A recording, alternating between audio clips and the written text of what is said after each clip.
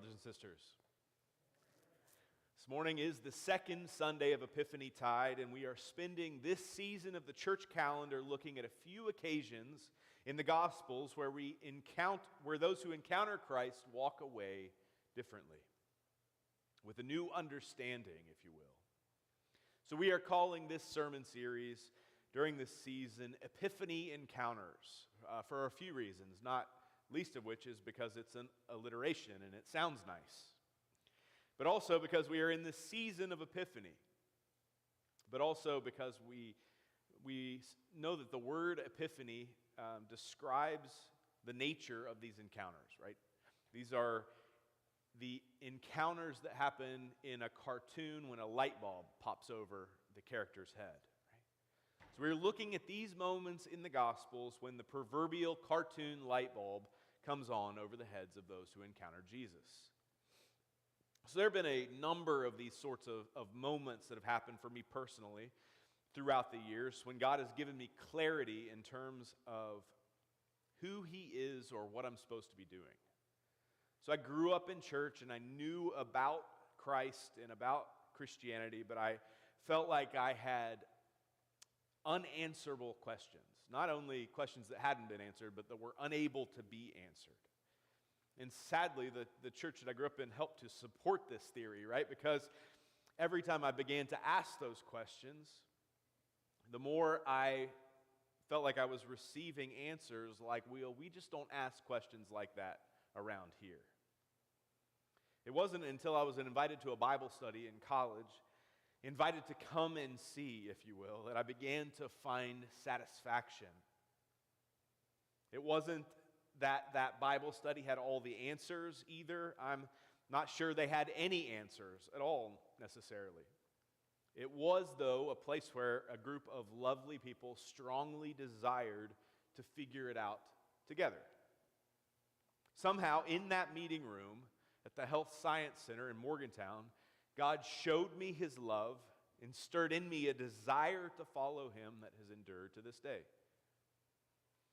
Initially, I assumed that this meant that I would go on to live life as a committed Christian accountant. I figured that going to church would be what I would do, maybe even leading a Bible study someday if it really got serious. But first and foremost, I'd be working as an accountant in some sort of accounting context. That was until sometime in the first year of my following Jesus, when I was up late at night, right after Facebook chat came out, chatting with my friend and now Anglican deacon, Billy Williams, and in that conversation articulated for the first time the call to ministry that was just beginning to emerge in my heart. After getting sidetracked for a number of years in that calling and spending a few years working for nonprofits that were not directly ministry related, I had another epiphany moment. This time the Lord used the death of my cousin to shake me out of my comfort zone. It was the realization that he was hurting inside to the degree that he made the decision to kill himself. He was hurting, and I felt like I had found the answer to all problems in Jesus, yet I hadn't taken the opportunity to share that with him. Now, I'm not saying that I had the power to change the situation. I'm sure that maybe feeling guilty was part of how I felt early on. But so much more than that, I felt like God was saying to me that there are so many other people out there, just like my cousin, who are hurting and in need of good news, in need of the good news of Jesus specifically, as I'd come to know Him. The motivation persists to this day, right? And most notably in our prayers for those who are hurting and considering suicide, in our prayers of the people. This emphasis and this thrust that God has placed in my life persists. But from that moment on, I reordered everything about my life. Every step since has been deeper and deeper into a life of ministry, to the point that when God called me back to Charleston to plant a church, I was ready to listen. Now, most of you have heard that story, and it is a fun story, but it's been particularly fun, I think, in the context of preparing this sermon, to reflect back on the emotions and thoughts of that moment. What it felt like to be called in that moment. Now, I'll be completely transparent with you this morning. I've never felt equipped to do anything I've ever done in ministry in my whole life. I had no idea what I was doing when I started leading a Bible study in college. Literally no idea. I had no idea what I was doing when I started leading Young Life. And Sarah McDaniel can attest to that. She was leading with me. When I took a job as a youth pastor, I had no idea what I was doing. And perhaps the most profoundly, when I planted this church, I had no idea what I was doing. I didn't come with a long resume of a history of being an associate pastor somewhere else. I didn't come with a long repertoire of past sermons or important meetings that I'd led. It was purely an unreasonable belief that if God called me to do something, that he would work out the details on how exactly that would be applied in the long run. I think I had probably preached no more than 10 times prior to getting here and starting church on Sundays. It would have been foolish if it weren't for the grace and the power of God. See, the specifics of my experience might be different than yours, but we all have these moments in our lives where we are invited to explore something new, right? Whether it be a call to ministry, a new career, or a new relationship, we all experience moments where we are being invited to step out into the unknown.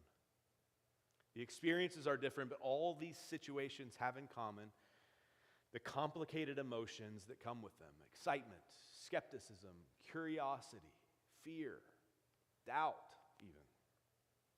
And this is exactly what we find in our passage from John's Gospel this morning. 2 epiphany encounters. We get 2 this morning. And while I'm sure these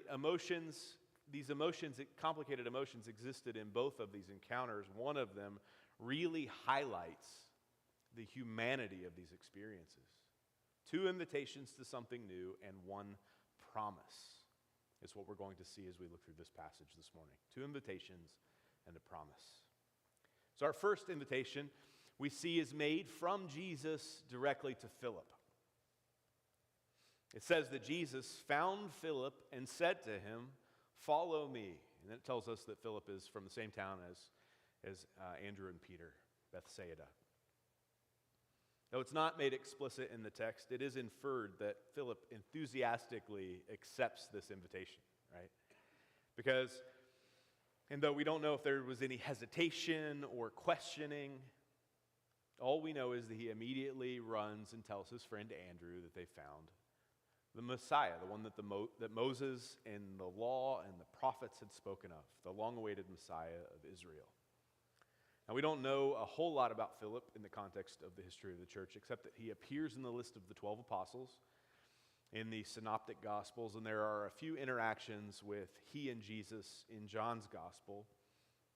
But what we know is that his response to the call seems immediate, and we get a little bit of a taste of his evangelical vigor, right? In his immediate journey to go find his buddy and tell him all about Jesus. But who we really don't know anything about is Nathanael. This guy shows up one time, at least by this name, in all of the New Testament. Some think he may be the disciple known as Bartholomew in the list of the original 12, but it seems more likely that he was perhaps maybe in this second-tier ring of disciples around Jesus. Not part of the 12, but maybe this next ring of the sort of 72 that he sends out to minister in the power of the Holy Spirit later, accomplishing sort of messianic ministry on behalf of Jesus. But Philip goes and he's excited to tell his friend Nathanael, to which Nathanael responds, "Can anything good come out of Nazareth?" Nathanael knew the messianic prophecy. We know this. He knew that the Messiah was to come from the city of Bethlehem, the city of David. There had also been several people from around this area in the years prior who had claimed to be the Messiah. It was an old story. It was tired. It was a broken record, and Nathanael just wasn't having it, right? There may have also been a little bit of crosstown rivalry. You think about it, right? People from Ohio can't drive. The real hillbillies live in Kentucky. Though awkwardly, I feel like West Virginia maybe feels a bit more like Nazareth these days. Yet something good did come from Nazareth, right? But then we see the second invitation of our passage. Because on the heels of Nathanael's dismissive remarks about Nazareth, Philip doesn't argue with him about the details of how the Messiah could be from Nazareth. He doesn't argue with him about the problem of evil or any of these other sort of questions that seem somewhat unovercomable. All he does is invites him to come and see. Right? Come and see. It's such a simple invitation. Yet I think all of my epiphany encounters that I've ever had in my life with Christ began with this same invitation. Come and see if I'm trustworthy. Come and see if I can provide for your needs. Come and see if I can equip you to pastor this church and these people. Come and see. It is a powerful invitation, and Nathanael agreed, right? Because we see him go to see Jesus, and when Jesus sees him coming toward him, he says, "Behold, an Israelite indeed, in whom there is no deceit." It's an interesting way to respond to someone when you see them, isn't it? And in this, we see the first little nod of a connection between Nathanael and Jacob in the Old Testament. See, Jacob was full of deceit, full of guile. As one commenter said, Jacob was a scoundrel who loved God. Jacob goes on to wrestle with God, we know, and his name is changed to Israel from one who usurps to one who wrestles with God. The meaning of his name changes. Temple's translation makes this point in John 1 when he says of Nathanael, "Behold, an Israelite in whom there is no Jacob." Think about that. Nathanael was looking for the Messiah, one who had prepared his heart to receive, and before Jesus ever met him, he proclaimed him deceiteless. To which honest Nathanael can't argue, can't disagree with Jesus' statement about him. He simply asks, "How do you know me?" Jesus responds to Nathanael's question in an interesting way, right? He says, before Philip called you, when you were under the fig tree, I saw you. Now, no one seems to be able to agree about what this exactly means, but it meant something to Nathanael, right?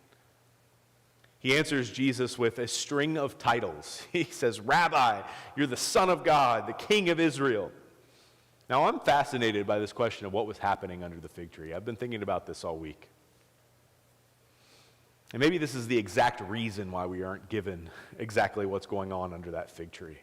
Maybe we are left to insert our own thing that would have been the thing that for us made us realize that Jesus was who he claimed to be. Do you think maybe he was like sinning in some way under the fig tree? Maybe he took his girlfriend out, was getting a little close to her under the fig tree. Jesus said, "I saw you. I know who you are. I know you're deceiteless. You're better than this." Or maybe he was having a profound encounter with God while he was praying. He's overcome by the goodness of God. Jesus says, "I was there too. I was there with you the whole time." Maybe he was reflecting on the messianic prophecies, waiting, longing for one to come who would set things right. Or maybe he was at the end of his rope, considering giving up. The possibilities are almost endless. Do you see how this goes? But because Jesus saw him, because he knew him, Nathanael believed.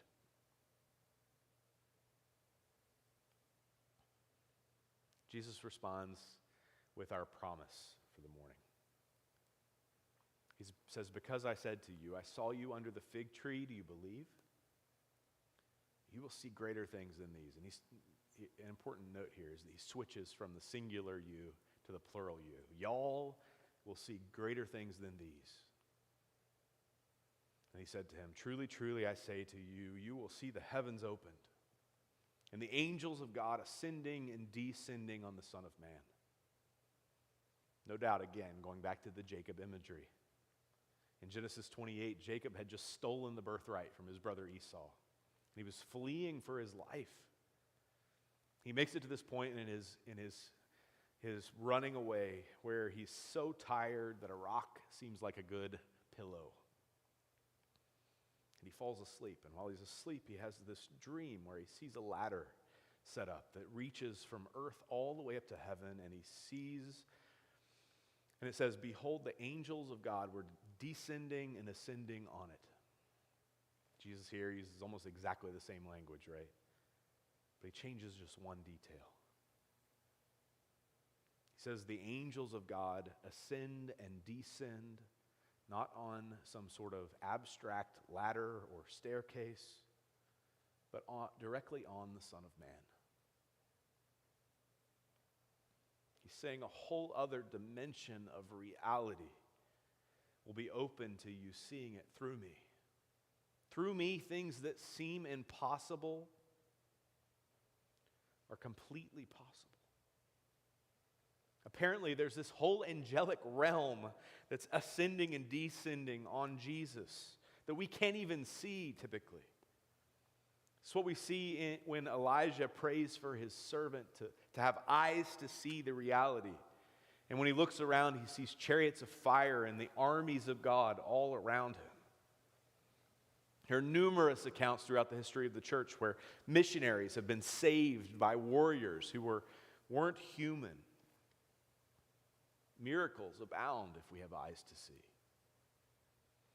So the question is, do you have eyes to see this morning? Nathanael had eyes to see because he had prepared his heart to see, right? And when he encountered Christ, he knew it immediately. He was a seeker of truth and even skeptical. But he was ready to receive the truth when he found it. See, we are at a point in culture where we've become skeptical, where we are asking questions, which I think is fundamentally a good thing. But we've become skeptical without the desire to actually find the truth. Right? Always thinking and never arriving. Always learning and never able to arrive at knowledge. The knowledge of the truth is the way Paul tells it to Timothy in 2 Timothy 3. Do you even want to see the truth this morning? Do you want to see the truth even if it's inconvenient? Even if it means giving up things you've long held as important or accepting things that you've been reluctant to accept. See, heaven and earth have met in the person of Jesus. And the truth can be known through him. The real truth, the truth from an atemporal and cosmic perspective. Truth that can only come from the potter to the clay. Right? From the creator to the creation. Are you willing to receive that truth? Or maybe you've received it like Philip, enthusiastically, with no questions asked, 100% in. Now let me go tell everybody I know about the goodness of Jesus. Well, maybe that was a while ago. It was a while ago, and maybe you've let the cares of life and the distractions of the world slip in. Well, maybe the Lord this morning is inviting you to step into the unknown this morning. Maybe it is a new career. Maybe it's a new relationship. Maybe it's new ministry. What will it take to get you to follow him? The questions begin to slip in, right? Well, I can't make up enough money doing that. If I do that, that will ruin my business relationships. It won't be safe for my family if we spend time with those people. What is your under the fig tree? What is your under the fig tree thing that God needs to show you so that you'll run after him with the same sort of reckless abandon that Nathanael does when he finally sees the truth, the fullness of the truth? He throws out all the titles, right? He's like, just to cover all the bases, I'm going to call you King of Israel, the Son of God, Rabbi. Make sure we cover all the bases just to be safe. He's everything. He'll do anything. What is that for you? What is that thing? Jesus knows you, he sees you, and he's willing to speak words of affirmation and love to you if you're willing to hear them. So if you want an epiphany in this season, if you want to have an encounter with God where you walk away different, in this season or any other season for that matter, you have to invite him to speak and be willing to listen. We listen by being quiet enough to hear him, quiet enough to hear that still small voice, but also we listen by reading his word. Are you making room to hear him by making a quiet space to pray, listen, and read his word?